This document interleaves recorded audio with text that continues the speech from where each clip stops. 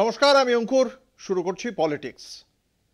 কলকাতা নিশ্চয়ই এখনো ভোলনি সেই দিন যখন দিনে রাতে ঝড়ে শীতে আজকের চাকরিহারারা অবস্থান করেছে মাসের পর মাস। সেই দিনই ফিরে এলো এই মহানগরে আবার। শিক্ষামন্ত্রীর সঙ্গে বৈঠকেও লাভ হলো না কিছুই। এসএসসি ভবনের সামনে লাগাতার অবস্থান বিক্ষোভে চাকরিহারারা, পাশাপাশি চলছে অনশনও, চলছে খোলা আকাশের নিচেই। কেননা রোদ জল থেকে বাঁচতে ছাউনি লাগানোর অনুমতিটুকু পর্যন্ত দেয়নি পুলিশ। কতদিন চলবে এই অবস্থা? চাকরিহারারা বলছেন হকের চাকরি ফেরতের পাশাপাশি প্রকাশ করতে হবে মিরর ইমেজ, মানে যোগ্য এবং অযোগ্যদের সুনির্দিষ্ট তালিকা। আর যতদিন তা না হচ্ছে ততদিনই খোলা আকাশের নিচে চলবে এই অবস্থান বিক্ষোভ। আর কতদিন, ঠিক আর কতদিন?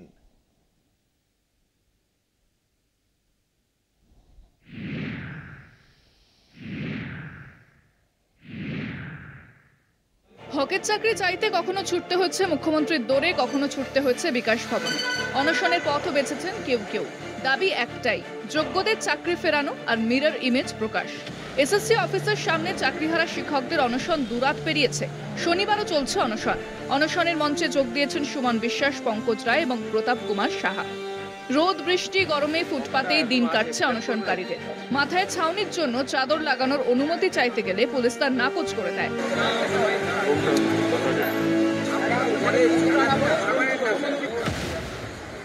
তার পুলিশ সেই চাদরটা পর্যন্ত টানাতে দিচ্ছে, মানে এত অস্বাভাবিক। আপনারা মুখ্যমন্ত্রীকে বলুন, প্রশ্ন করুন, তিনি যাতে এই মুহূর্তে মিররের যে কপি রয়েছে এসএসসি সার্ভারে, সেই মিরর ইমেজ এবং যোগ্যদের সুস্পষ্ট নির্ভুল তালিকা যেন প্রকাশ করে দেন। গত 7ই এপ্রিল নেতাজি ইন্ডোর স্টেডিয়ামে মুখ্যমন্ত্রীর সঙ্গে যোগ্য চাকরিহারা যে সমস্ত শিক্ষকরা রয়েছেন তাদের বৈঠক হয় এবং সেই বৈঠকে মুখ্যমন্ত্রী তাদের আশ্বস্ত করেছিলেন যে যোগ্য চাকরিহারারা অবশ্যই তারা চাকরি ফেরতের জন্য রাজ্য সরকার সব রকমভাবে চেষ্টা করবে।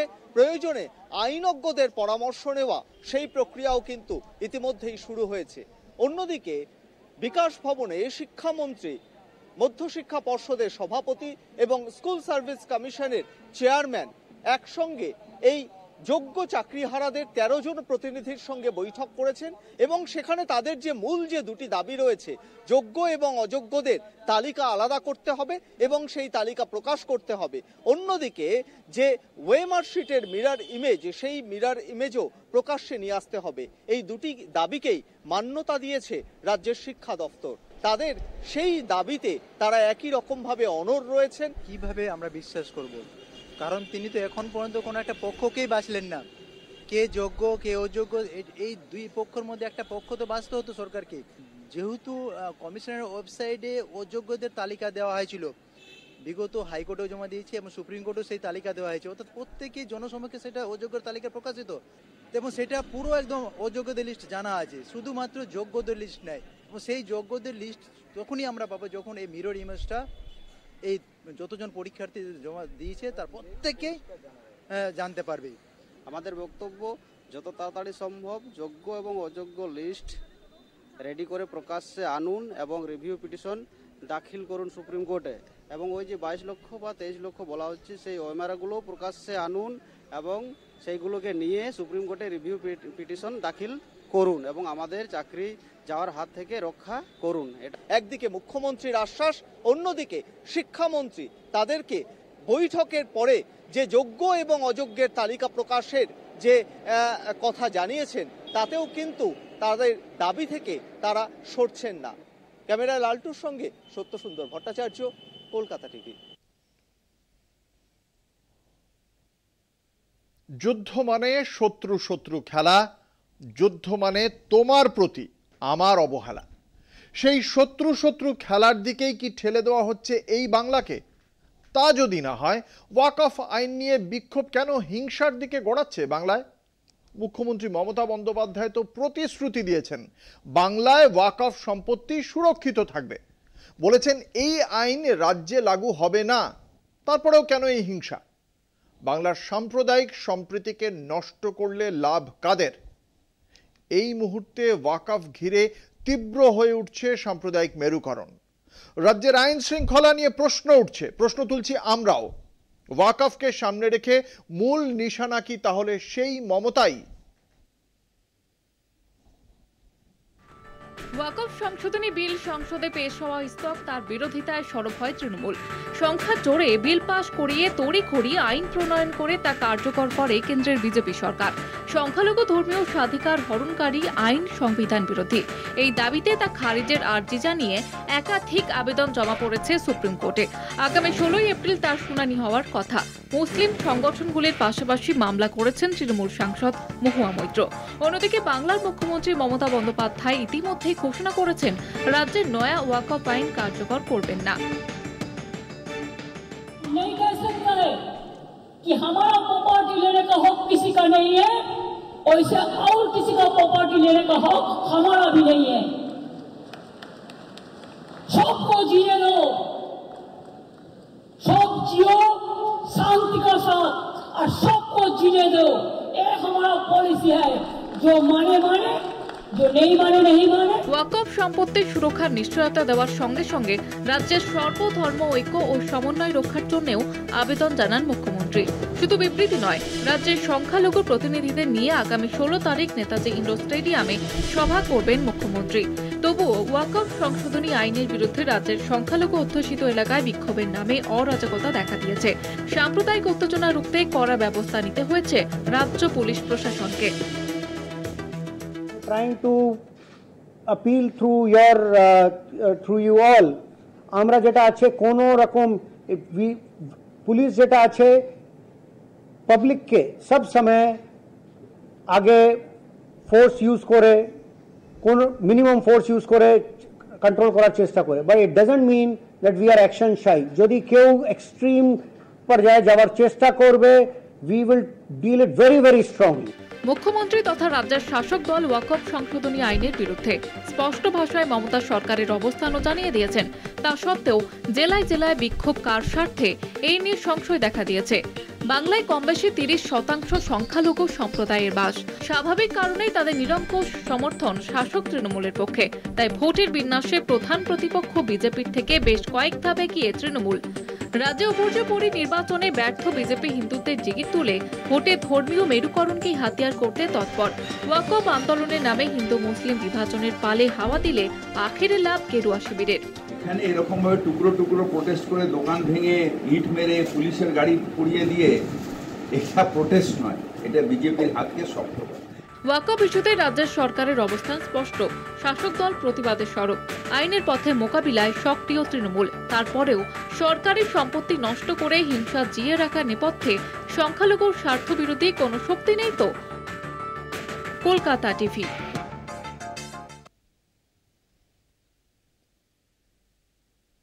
পুলিশের সংযমকে দুর্বলতা বলে মনে করবেন না।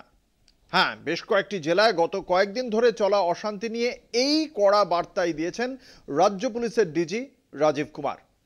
শনিবার সাংবাদিক বৈঠক করে তিনি একথা জানান। সঙ্গে আরও জানিয়েছেন, প্রয়োজনে কঠোরতম পদক্ষেপও নেওয়া হবে। কিন্তু প্রশ্ন এই যে এই সবই কি চোর পালালে বুদ্ধি বাড়ে? গোলমাল যে হতে পারে ডিজি আগে জানতেন না, আঁচই করতে পারেননি। কি বলবো একে? অদক্ষতা, ব্যর্থতা? রাজীব কুমার হয়তো বলবেন ইন্টেলিজেন্স ফেলিওর। আর আমরা প্রশ্ন করব, কেন ফেলিওর? আমরা আরো প্রশ্ন করব, পশ্চিমবঙ্গের শান্তি শৃঙ্খলা সুরক্ষিত থাকবে তো? আপনি কি বলেন মিস্টার রাজীব কুমার? মুর্শিদাবাদে কেন্দ্রীয় বাহিনী নামানোর নির্দেশ দিয়েছে হাইকোর্ট। হাইকোর্টের বক্তব্য, রাজ্যের সঙ্গে সমন্বয় রেখেই কাজ করতে হবে কেন্দ্রীয় বাহিনীকে। প্রয়োজনে অন্য জেলাতেও পাঠানো যাবে কেন্দ্রীয় বাহিনী। এতে আপত্তি নেই রাজ্যেরও। রাজীব কুমার, আপত্তি নিশ্চয়ই আপনারও নেই। হাত ঝেড়ে ফেলার এই সুযোগ কি বারবার আসে? আর কি, এবার গায়ে হাওয়া লাগিয়ে মুর্শিদাবাদ যান।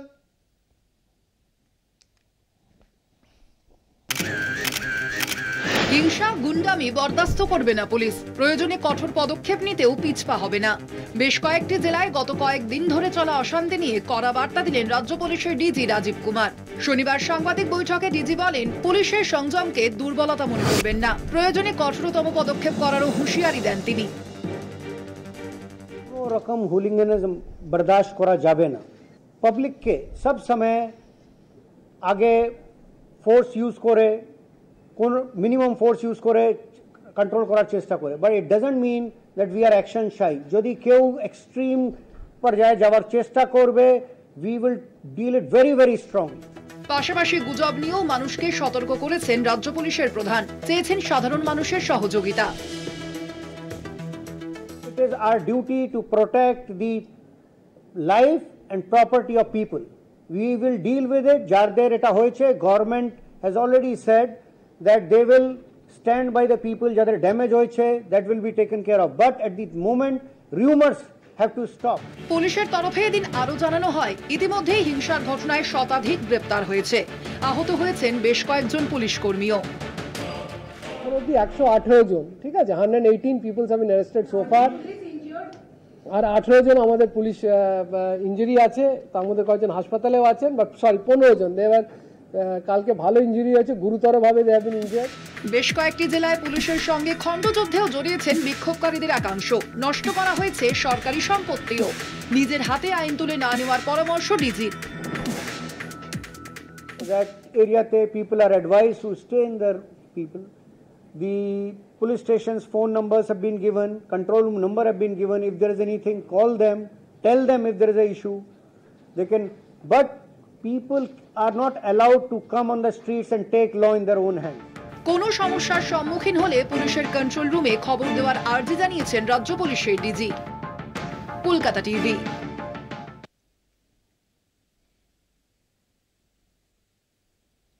বিজেপি যে বিভাজনের কোন নরকে এগিয়ে নিয়ে যাচ্ছে দেশকে, সেই খবর দেব আপনাদের একটা ছোট্ট বিজ্ঞাপনী বিরতির পর। সঙ্গে থাকুন। দেশকে কোন দিকে নিয়ে চলেছে বিজেপি, যেখানে খালি আগুন, চিৎকার আর রক্ত, সেই দিকে? এই প্রশ্ন উঠছেই, কেননা মধ্যপ্রদেশে ওয়াকফ আইন নিয়ে আগুন জ্বালাতে তৎপর হয়ে উঠেছে বিজেপি। মধ্যপ্রদেশের রাজ্য ওয়াকফ বোর্ডের জমি জমার কোনো রেকর্ডই নেই সরকারের ভূমি রাজস্ব বিভাগের নথিতে। এই তথ্য সামনে আসছে কেন? কারণ সেই ধর্ম। 2028 সালের কুম্ভ মেলা অনুষ্ঠিত হবে উজ্জয়নে। সেই মেলাকে সামনে রেখে দ্বাদশ জ্যোতির্লিঙ্গের অন্যতম হিন্দু তীর্থক্ষেত্র মহাকালেশ্বর মন্দির নিয়ে 8,600 কোটি টাকার উন্নয়ন প্রকল্প নিয়েছে মধ্যপ্রদেশ সরকার। গত জানুয়ারিতে মহাকাল লোক করিডর তৈরি করার জন্য প্রায় 27 একর জমি অধিগ্রহণ করা হয়েছে, কিন্তু ওয়াকফ বোর্ড বলছে এই জমি তাদের বোর্ডের খাতায় নথিভুক্ত, যার কোনো হিসেবই সরকারের কাছে নেই। এই নিয়ে শুরু হয়েছে বিতর্ক। বিতর্কেই শেষ হবে তো এর? সরকার কি বলছে?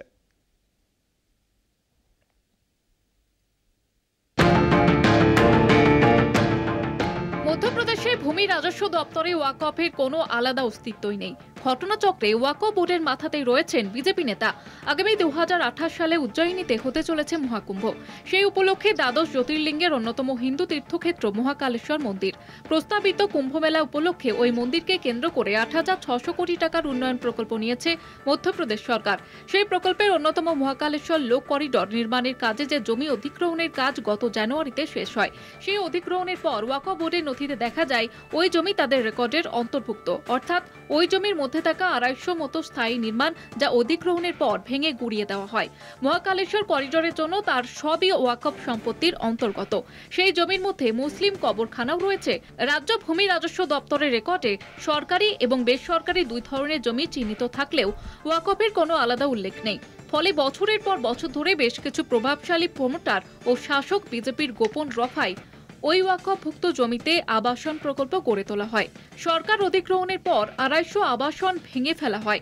সরকারি সূত্রের দাবি, ওয়াকফ বোর্ডের ছাড়পত্র পেলে তবেই নির্মাণ শুরুর কথা। কিন্তু বোর্ডের সিংহভাগ সদস্য সরকারের প্রতিনিধি হওয়ায় জমি বেহাত হলেও কোনো বাধা পায়নি প্রমোটার সংস্থা।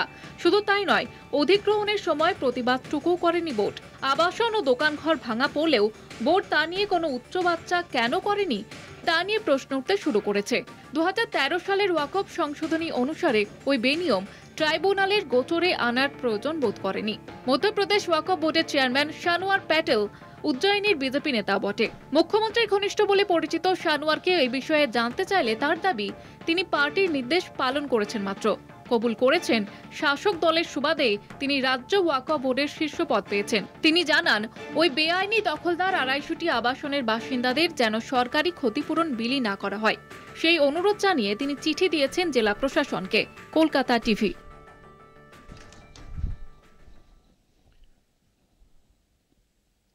দেশে যেটুকু আশা ভরসা আছে সেটুকু কি ওই সুপ্রিম কোর্টের তরফেই? শীর্ষ আদালতের সাম্প্রতিক সব পদক্ষেপের ফলে সে কথাই কিন্তু মনে হচ্ছে। তামিলনাড়ুর বিধানসভায় অনুমোদিত বিল রাজ্যপাল আটকে রেখেছিলেন দীর্ঘদিন। রাজ্যপালের এই আচরণকে সুপ্রিম কোর্ট সরাসরি স্বেচ্ছাচারী বলে আখ্যা দিয়েছিল। এবার নতুন নির্দেশ, রাজ্যের তৈরি বিল রাজ্যপাল রাষ্ট্রপতির কাছে পাঠালে সেই বিল নিয়ে 3 মাসের মধ্যে সিদ্ধান্ত নিতে হবে রাষ্ট্রপতিকে। এর অন্যথা হলে রাজ্য আদালতের দ্বারস্থ হতে পারবে। দেখুন,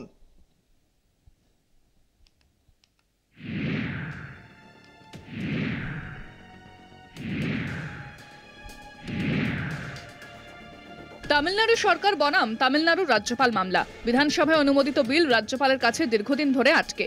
বিলের অনুমোদন আটকে থাকায় সুপ্রিম কোর্টের দ্বারস্থ তামিলনাড়ু সরকার।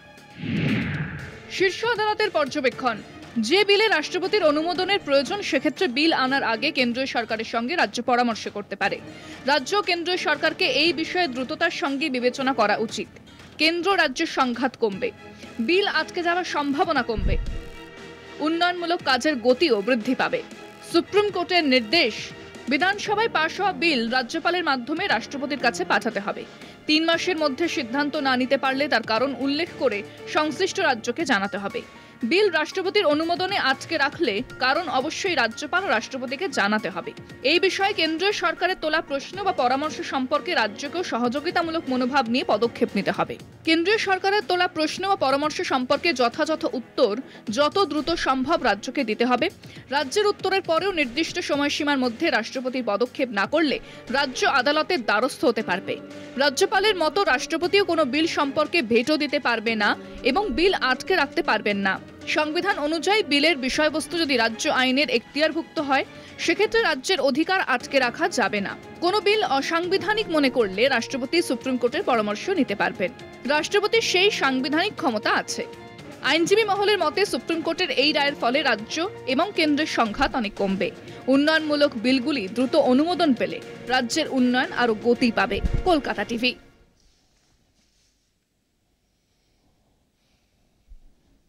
একটা ছোট্ট বিরতির পর ফিরে আসছি, সঙ্গে থাকুন। আপনারা দেখছেন পলিটিক্স, আপনাদের সঙ্গে রয়েছে আমি অঙ্কুর। বিজেপি স্বপ্ন দেখছে পশ্চিমবঙ্গে ক্ষমতা লাভের, কিন্তু পর সামলানোর আগে তো ঘর সামলাতে হবে।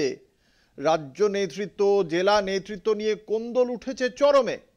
তার ভেতরেই সেই আগুনে নতুন করে ঘি ঢাললেন অনন্ত মহারাজ। কোচবিহারের বাসিন্দা তিনি, বিজেপির রাজ্যসভার সাংসদ। সেই অনন্ত মহারাজ সরাসরি বললেন বিজেপি কিছুই করতে পারেনি। তিনি আরও বলেছেন, জেলা নেতৃত্ব থেকে অমিত শাহ, বিজেপির কেউই তাকে পাত্তা দেয় না। কি নিয়ে পাত্তা দেওয়ার কথা ছিল শুনুন তবে। কোচবিহারকে নিয়ে আলাদা রাজ্যের দাবি অনন্ত মহারাজের অনেক দিনের। বিজেপি নাকি তাকে আশ্বাস দিয়েছিল কেন্দ্রশাসিত অঞ্চলের, কিন্তু কোথায় কি। এখন মহারাজ বলছেন কেন্দ্রশাসিত অঞ্চল নয়, তিনি আলাদা রাজ্যই চান। প্রশ্ন এই, কেন তাকে তোল্লাই দেওয়া হলো এতদিন? সাম্প্রদায়িকতা আর বিচ্ছিন্নতাবাদের বিষ এই বাংলার মাটিতে না ছড়ালে চলছে না। আরও একবার কেন্দ্রের বিজেপি সরকারকে সরাসরি আক্রমণ করলেন রাজ্যসভার সাংসদ অনন্ত মহারাজ। এর আগেও ফেব্রুয়ারি মাসে কোচবিহারের সিদ্ধেশ্বরীতে সূর্য চিরালয়ের 515তম জন্মতিথির অনুষ্ঠানে সাংবাদিকদের মুখোমুখি হয়ে তিনি বলেছিলেন, বিজেপির 2টো সরকার চলে গেছে, তৃতীয়টা চলছে, কিন্তু কাজের কাজ কিছুই হয়নি। অনন্তবাবু দীর্ঘদিন ধরে উত্তরবঙ্গ ও নিম্ন অসমের কিছু এলাকা নিয়ে পৃথক রাজ্যের দাবি জানিয়ে আন্দোলন করে আসছেন। তার নেতৃত্বে গ্রেটার কোচবিহার সংগঠনের যথেষ্ট প্রভাব রয়েছে এলাকায়। 2023 সালে বিজেপির টিকিটে রাজ্যসভার সাংসদ হন তিনি। সেই সময় তিনি জানিয়েছিলেন কেন্দ্র সরকার তাকে কেন্দ্রশাসিত অঞ্চল গঠনের প্রতিশ্রুতি দিয়েছে, কিন্তু 2 বছর কেটে গেলেও প্রতিশ্রুতি বাস্তবায়িত হয়নি বলে অভিযোগ তুলে এখন কেন্দ্রের বিরুদ্ধেই বারবার তোপ দাগছেন তিনি। আরো স্পষ্ট করে অনন্ত মহারাজ জানিয়েছিলেন তাদের মূল দাবি আলাদা রাজ্য, কেন্দ্রশাসিত অঞ্চল নয়। কিন্তু বিজেপি এখন সেই প্রতিশ্রুতিও রাখছে না। রাজ্যের বিজেপি নেতৃত্ব অবশ্যই এই মন্তব্য এড়িয়ে গিয়েছেন। দলের কোচবিহার জেলা সভাপতি সুকুমার রায় বলেছিলেন উনি কি বলেছেন জানি না, আর এই নিয়ে কোনো মন্তব্য করব না। ফেব্রুয়ারির পর কেটেছে 1 মাস, আবার সরব অনন্ত মহারাজ। এবার অভিযোগ বিজেপি নেতৃত্ব বঞ্চনা করছে তার এবং কোচবিহারের সঙ্গে। নিজের দলের বিরুদ্ধেই অভিযোগ তুলে সাংবাদিক বৈঠকে স্পষ্ট বললেন আমি জেলার একমাত্র সাংসদ, অথচ জেলা বিজেপি আমায় পাত্তা দেয় না।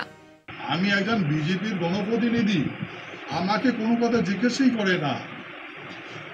হ্যাঁ, ওদিকে যেটা বিজেপির রুলস আছে, আমি একজন সর্বস্ব একটা গণপ্রতিনিধি, সর্বস্ব বিজেপির একমাত্র প্রতিনিধি আমি, আর গেটার অ্যান্ড বেটার। তা আমাকে জিজ্ঞাসা না করে কেন কাজ করছে এরা, ওইটাই বুঝতেছি না।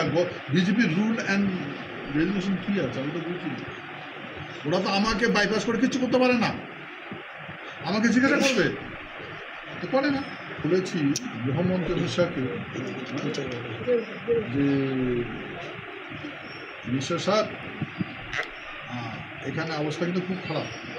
অমিত শাহকে জানিয়েও কোনো লাভ হয়নি। দিল্লির নেতামন্ত্রীরা শুধু শুনে যান, কিছুই করেন না। আর পৃথক রাজ্যের প্রশ্নে কেন্দ্রের অবস্থান পুরোপুরি থুড়ি মাছ না ছুঁই পানি। রাজ্য সরকার এনওসি দিয়েছে, তবুও মোদী সরকার নীরব, যেন কোচবিহারের অস্তিত্ব তাদের ভোট ছাড়া আর কিছুই নয়। মহারাজের প্রশ্ন, আমরা কোচবিহারবাসী এখন কাকে বিশ্বাস করব? রাজ্য সরকার, রাষ্ট্রপতি নাকি মোদীর ফাঁকা প্রতিশ্রুতি? বিজেপি যা করছে তাতে মানুষের ধৈর্য এখন শেষের মুখে। ডাবল ইঞ্জিন সরকার চলছে ঠিকই, কিন্তু ইঞ্জিনে জ্বালানি নেই, শুধু হাওয়া, শুধু জুমলা। উত্তরবঙ্গে বিজেপির ভাঙন ধরেছে কদিন আগে। রাজ্য নেতৃত্ব থেকে জেলা নেতৃত্ব, দলের ভিতর কোন্দল বাড়ছেই। এই অবস্থায় গ্রেটার কোচবিহার আর বঞ্চনার অভিযোগ তুলে অনন্ত মহারাজ রাজ্য বিজেপি দিশাহীন নেতৃত্বের রূপটা স্পষ্ট করে দিলেন বলে অভিমত রাজনৈতিক মহলের। কলকাতা টিভি। বস্তারের মাওবাদীরা শান্তি প্রস্তাবের আলোচনায় বসতে চেয়েছিল, রাজি ছিল রাজ্য সরকারও। আর স্বরাষ্ট্রমন্ত্রী অমিত শাহ, তিনি তো সবাইকে টপকে গিয়েছিলেন, মাওবাদীদের ভাই বলে ডেকেছিলেন, শুধু বুকে জড়িয়ে ধরাটা বাকি ছিল। কিন্তু এত ভাই বেরাদারির ফল কি হলো? আবার গুলিতে নিহত 2 জন মাওবাদী। শান্তি প্রস্তাব কি তাহলে বিষবাও জলে? ছত্তিশগড়ের বিজাপুর জেলার ভৈরামগড় এলাকায় নিরাপত্তা বাহিনীর গুলিতে মৃত্যু হয়েছে অন্তত 2 জন মাওবাদী।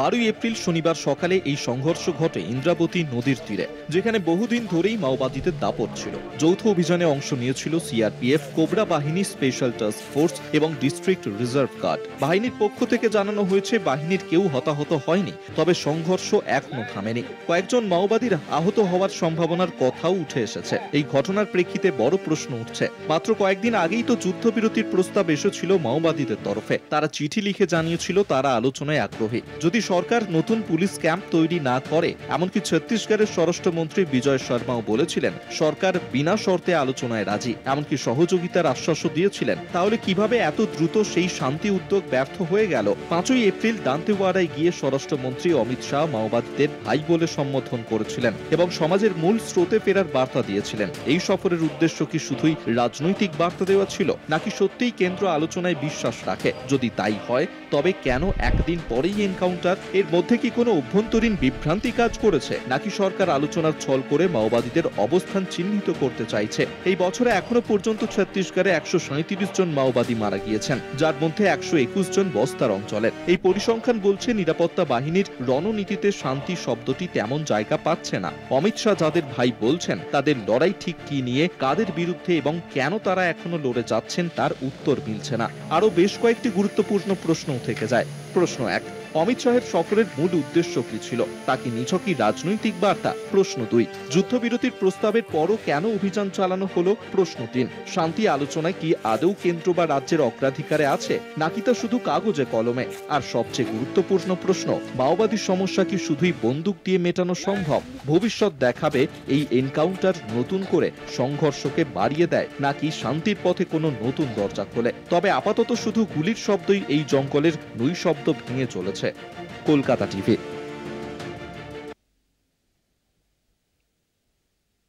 একটা ছোট্ট বিরতির পর ফিরে আসছি, সঙ্গে থাকুন। ডোনাল্ড ট্রাম্পের জন্য একা চীনই কি যথেষ্ট? সাম্প্রতিক পরিস্থিতি তো তাই বলছে। আমেরিকা চাপিয়েছে চীনের ওপর 145% ট্যারিফ, ছাড়বার পাত্র নয় চীন। আমেরিকার ওপর পাল্টা 125% ট্যারিফ চাপিয়েছে তারা। মাঝখান থেকে লাভ হবে ভারতের? আমেরিকা ছাড়াও চীনের জন্য ভারত একটা বড় বাজার। চীনা ইলেকট্রনিক্স উপাদান তৈরি করে যারা, সেই সব কোম্পানিগুলো ভারতকে আরও ছাড় দিতে তৈরি। মোদী সরকার কি এই লাভের গুড় ঘরে তুলতে পারবে, নাকি পিঁপড়েতেই খাবে সব? এটাই এখন প্রশ্ন।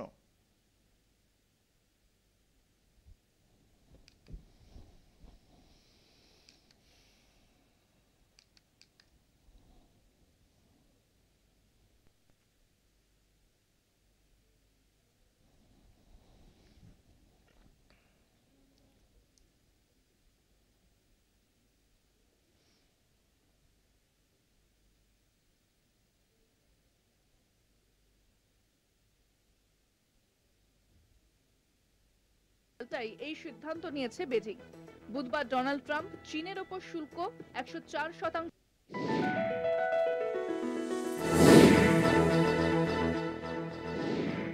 বিশ্ব বাণিজ্যে বড় প্রতিদ্বন্দ্বী চীনকে কোণঠাসা করতে তৎপর ট্রাম্প। শুরুতে করেছিলেন ডোনাল্ড ট্রাম্প, এবার ময়দানে নেমেছে চীনও। ঘাত প্রত্যাঘাত, বন্দুক ছাড়াই যেন যুদ্ধে নেমে পড়েছে চীন আমেরিকা। বিশ্ব অর্থনীতিতে ট্রাম্পের একতরফা শুল্ক চাপ, ট্রাম্পকে জবাব দিতে পাল্টা শুল্ক চাপিয়েছে চীন। শুক্রবার বিজ্ঞপ্তি জারি করে মার্কিন পণ্যের উপর আরো 41% শুল্ক চাপিয়েছে চীনের অর্থ মন্ত্রক, যার জেরে আমেরিকার উপর চীনের চাপানো শুল্কের পরিমাণ 84% থেকে গিয়ে দাঁড়িয়েছে 125%। মার্কিন প্রেসিডেন্ট ট্রাম্পের চীনা পণ্যে শুল্ক বৃদ্ধি পাল্টাই এই সিদ্ধান্ত নিয়েছে বেজিং। বুধবার ডোনাল্ড ট্রাম্প চীনের ওপর শুল্ক 104% থেকে বাড়িয়ে 125% করে। আবার সেই নির্দেশেরই 24 ঘন্টা কাটার আগে অঙ্ক কষে আরো কয়েক দফা শুল্ক বাড়িয়ে দেন ট্রাম্প। শেষমেশ চীনের ওপর মার্কিন শুল্কের পরিমাণ দাঁড়ায় 145%। তাতেই চটেছেন চীনের প্রেসিডেন্ট শি জিনপিং। এই দুই দেশের বাণিজ্য যুদ্ধে ভারতীয় গ্রাহকদের আদতে লাভ হবে বলেই মনে করছে ওয়াকিবহাল মহল। চীনের জন্য আমেরিকার পরে ভারত একটি বড় বাজার। আমেরিকার বাজার কঠিন হওয়ায় চীনা কোম্পানিগুলোর নজর ভারতে। চীনা ইলেকট্রনিক্স উপাদান প্রস্তুতকারক কোম্পানিগুলি ভারতকে আরও ছাড় দিতে প্রস্তুত। ভারতীয় কোম্পানিগুলোকে মোট রফতানির ওপর 5% ছাড় দিচ্ছে চীন। চীন থেকে আসা ইলেকট্রনিক্স উপাদানগুলি রেফ্রিজারেটর, টিভি, স্মার্টফোনের মতো ইলেকট্রনিক্স জিনিসপত্রে ব্যবহৃত হয়। ভারতীয় নির্মাতারা চাহিদা বাড়াতে চীন থেকে পাওয়া ছাড়ের সুবিধা ক্রেতাদের দিতে পারেন। ভবিষ্যতে ফ্রিজ, টিভি এবং স্মার্টফোনও সস্তা হতে পারে। কথায় আছে, কারোর পৌষ মাস তো কারোর সর্বনাশ। আপাতত এই সব কিছুর মাঝে লাভের গুড় খাচ্ছে ভারত। ভারতের ওপর 26% শুল্ক চাপিয়েছে আমেরিকা। চীনের ওপর আমেরিকা শুল্ক চাপিয়েছে 145%। ফলে চীনা পণ্য মার্কিন নাগরিকদের জন্য দ্বিগুণ ব্যয়বহুল হয়ে উঠবে। ভারতীয় পণ্য চীনা পণ্যের তুলনায় মার্কিন বাজারে প্রায় 75% সস্তায় মিলবে। শুধু চীনই নয়, এশিয়ার অন্যান্য দেশগুলির তুলনায় ভারতের পরিস্থিতি এই মুহূর্তে অনেকটাই ভালো। এমন পরিস্থিতিতে শুল্ক আরোপ সত্ত্বেও মার্কিন বাজারে ভারত প্রতিযোগিতায় অনেক দেশের থেকে এগিয়ে থাকবে। এর ফলে ভারতের রফতানিতে বড় ধরনের প্রভাব পড়ার সম্ভাবনা কম। ট্রাম্পের বিরুদ্ধে ইউরোপীয় ইউনিয়নকে একজোট হওয়ার বার্তা দিয়েছেন চীনা প্রেসিডেন্ট শি জিনপিং। এই বাণিজ্য যুদ্ধে ভারতকেও পাশে থাকার প্রস্তাব দিয়েছেন চীন। ভারত যদি এই প্রস্তাবে রাজি হয়, তাহলে চীনা পণ্য আরো সস্তা হবে ভারতে। কলকাতা টিভি। এবার আরেকটা আন্তর্জাতিক খবর, যেটা আপনাদের না জানিয়ে উপায় নেই। যেটা জানার পর প্রশ্ন উঠবেই মানুষের মনুষ্যত্ব নিয়ে, তার বিবেক নিয়ে।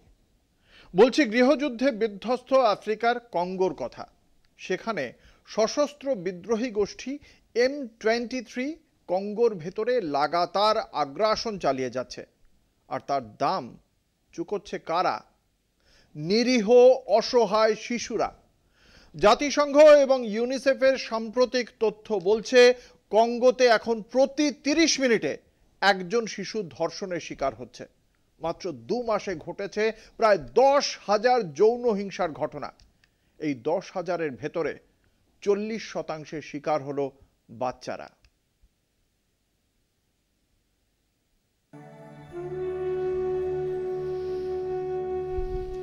একটা দেশের সবচেয়ে নিরীহ নাগরিক কারা? উত্তরটা সহজ, কিন্তু বাস্তবতা ভয়াবহ। কঙ্গোতে সেই নিরীহ শিশুরাই আজ সবচেয়ে বড় শিকার, যৌন সহিংসতার শিকার। 2025 সালে জানুয়ারি থেকে ফেব্রুয়ারি, মাত্র 2 মাসে ডেমোক্রেটিক রিপাবলিক অব কঙ্গোর পূর্বাঞ্চলে প্রায় 10,000 যৌন সহিংসতার ঘটনা রেকর্ড হয়েছে। এর মধ্যে 40%-এরও বেশি শিকার শিশু। জাতিসংঘ বলছে প্রতি 30 মিনিটে একজন শিশু ধর্ষণের শিকার হচ্ছে।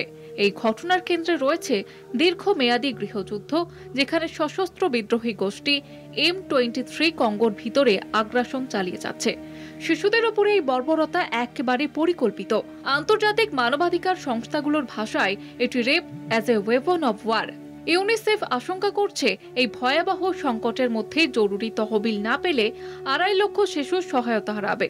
এই শিশুরা যারা বেঁচে আছে তারাও ক্ষুধার্ত, আহত এবং মানসিকভাবেই বিপর্যস্ত। তবু আন্তর্জাতিক মহলে নীরবতা আতঙ্কজনক। মানবাধিকারের কথা বলার সময় রাষ্ট্রগুলির রাজনৈতিক স্বার্থে মৌন। শিশুদের কান্না থেমে গেলে পৃথিবীও একদিন নিঃশব্দ হয়ে যাবে। কলকাতা টিভি। পলিটিক্স আজ এ পর্যন্তই। দেখতে থাকুন কলকাতা টিভি, রাত দিন 7 দিন।